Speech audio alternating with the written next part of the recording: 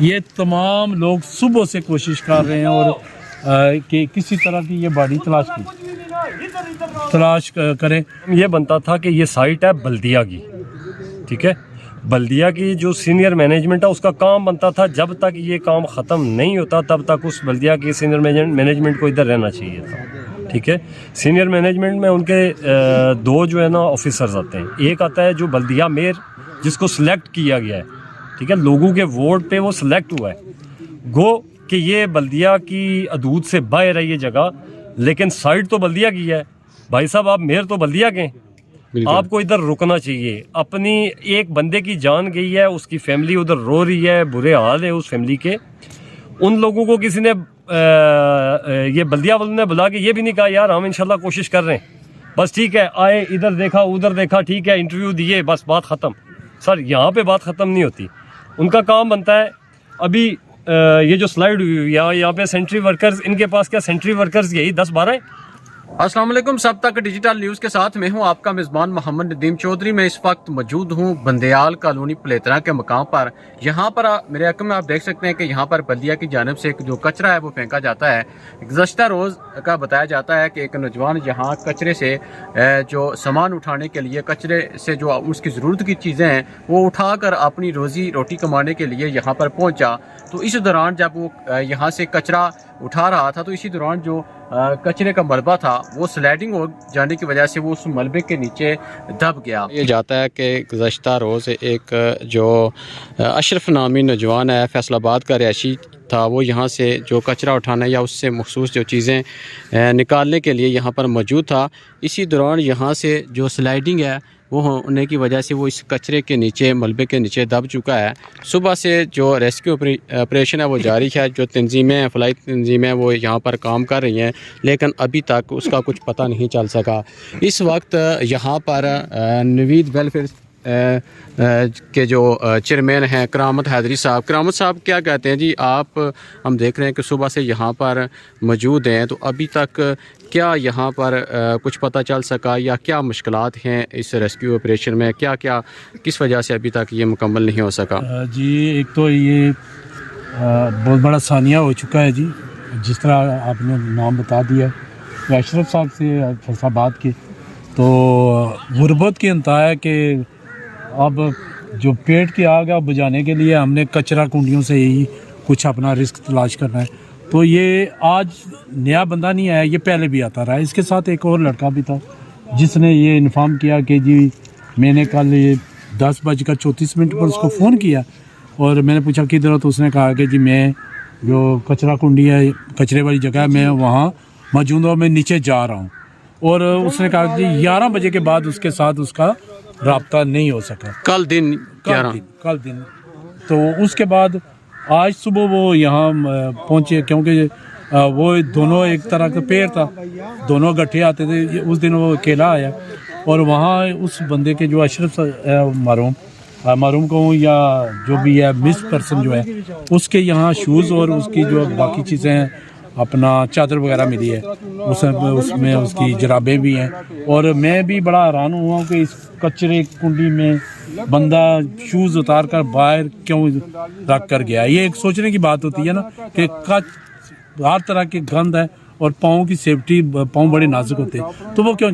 और अभी थोड़ी देर पहले ये मैं सुबह से यही परेशान था कि एक और नौजवान, उसने कहा कि जी ये जो लोग इधर कचरा तलाश करने के लिए आते हैं और ये अपने साथ लॉन्ग बूट लेकर आते हैं।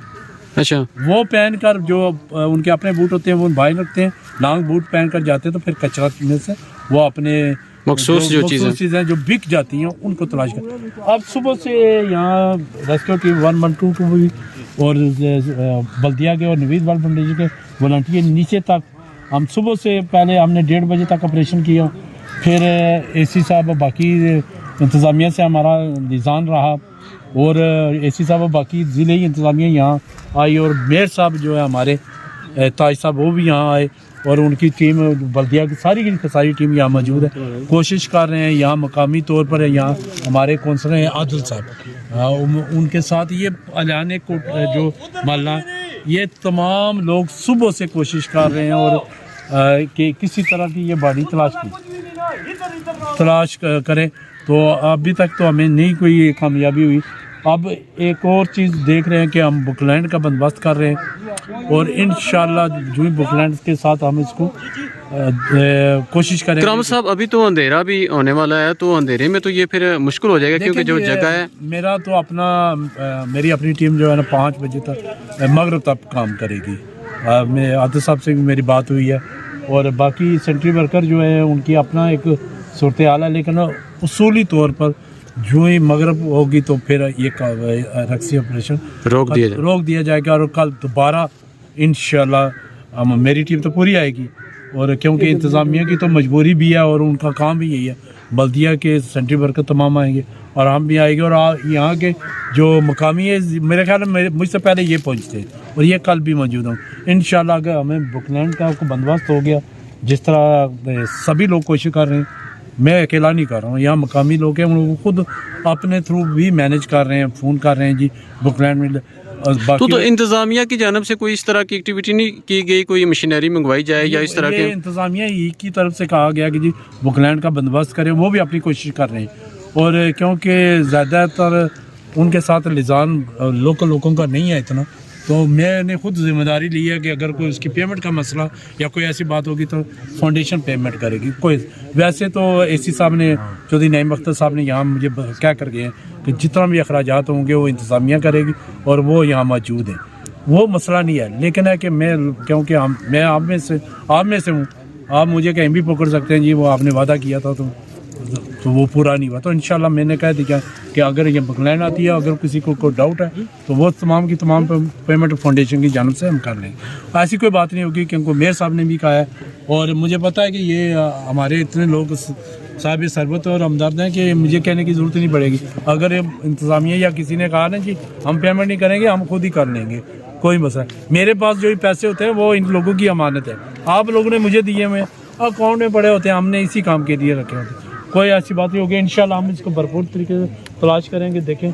और आदिल साहब ने अभी तक नई डायरेक्शन दी है तो उसके मुताबिक वो कर रहे हैं। आदिल साहब वो खड़े हैं, देखा है यहाँ पर। ये आदिल साहब क्या कहते हैं, अभी तक सुबह से जो यहाँ पर रेस्क्यू ऑपरेशन किया गया है उसमें तो अभी तक कुछ पता नहीं चल सका, तो आगे क्या तो की जा सकती है, किस तरह का ऑपरेशन किया जाए ताकि ये जो शख्स अभी लापता है, मलबे तले दब चुका है, उसकी जो तलाश है वो मुकम्मल की जा सके? जनाब, मैं सिंपल सी बात ये कहूँगा कि हमारा कसूर ये है कि हम 22 मुल्क में पैदा हो गए।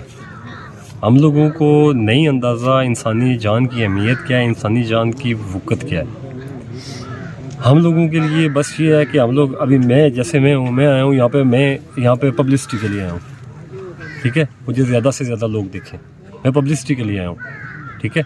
हम लोगों की सोच बस यहाँ तक महदूद हो गई है कि हम लोग सिर्फ ये चाहते हैं कि लोग हमें जितने ज़्यादा देख सकें, हम काम कुछ भी ना करें, पता चल सके कि फलाना बंदा मौके पर, ये पता चले कि ये बंदा उस जगह पे मौजूद था, ठीक है। यहाँ पे काम ये बनता था कि ये साइट है बल्दिया की, ठीक है। बल्दिया की जो सीनियर मैनेजमेंट है उसका काम बनता था, जब तक ये काम ख़त्म नहीं होता तब तक उस बल्दिया की सीनियर मैनेजमेंट को इधर रहना चाहिए था, ठीक है।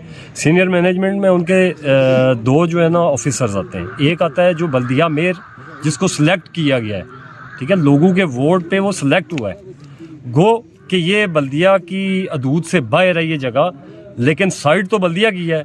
भाई साहब, आप मेयर तो बल्दिया के, आपको इधर रुकना चाहिए। अपनी एक बंदे की जान गई है, उसकी फैमिली उधर रो रही है, बुरे हाल है उस फैमिली के। उन लोगों को किसी ने ये बल्दिया वालों ने बुला के ये भी नहीं कहा यार हम इंशाल्लाह कोशिश कर रहे हैं, बस ठीक है, आए इधर देखा उधर देखा, ठीक है, इंटरव्यू दिए, बस बात ख़त्म।